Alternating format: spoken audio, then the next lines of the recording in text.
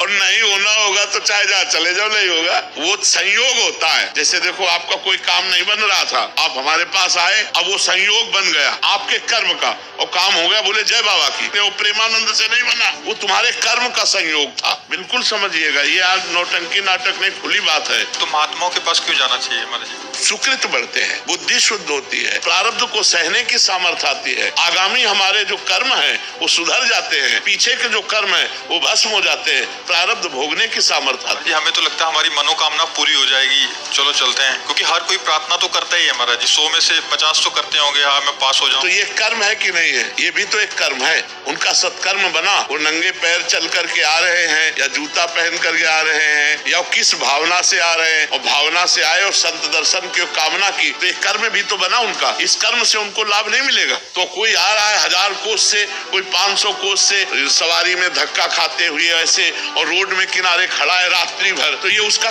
तपस्या नहीं बनी, ये उसका परम पवित्र कर्म नहीं बना। अब ये कर्म कामना पूर्ण कर दे तो प्रेमानंद उसमें कहाँ है? ये उसका कर्म है, ये उसकी मेहनत है, ये उसकी भावना है, ये उसकी श्रद्धा है, ना कि हम है। अब उसको लगेगा कि हम प्रेमानंद के दर्शन के हमारा काम बन गया। नहीं, तुम्हारी मेहनत, तुम जो सैकड़ों किलोमीटर चल करके आए और खड़े रहे घंटों, और फिर इसके बाद दर्शन हुआ, तुम्हें आनंद लगा, ये तुम्हारा कर्म तुमको सुख दे रहा है। नहीं तो देखो, अगर हमारा कर्म बिगड़ जाए तो हम कह रहे हैं फिर हमको कोई सुख नहीं दे सकता।